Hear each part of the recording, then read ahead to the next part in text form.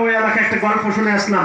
ভাই পকেটের ভিতরে নেশার কোন একটা বস্তু রেখেছে, এখন বাড়িতে ছোট বোন সবার শেষে স্কুল থেকে বাড়িতে এসে দেখে বাড়ির অবস্থা খারাপ। তো এবার ছোট বোন সবকিছু বুঝে শুনে ভাইকে ফোন করেছে, ভাই তুমি প্যান্টের পকেটের মধ্যে কি রাখছিলা? কই কেন রে? কই কি রাখছিলা আগে বলো, কই কি হয়েছে তাই বল।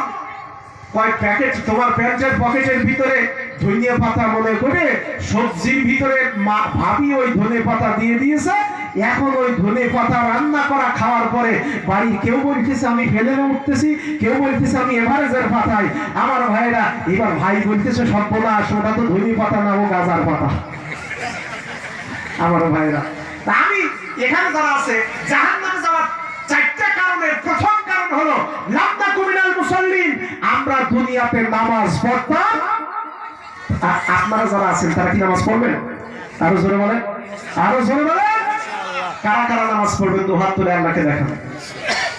নারায়ে তাকবীর, আল্লাহু আকবার, লিল্লাহি তাকবীর, আল্লাহু আকবার, নারায়ে তাকবীর, আল্লাহু আকবার। আচ্ছা ইমাম মাদ্রাসার ইমাম সাহেব কই? বাবুল ভাই ছেলের লোকগুলো রে ছেলের না, তো এনারা সবাই হাত তুলে বলেছে পাঁচ ওয়াক্ত নামাজ পড়বে।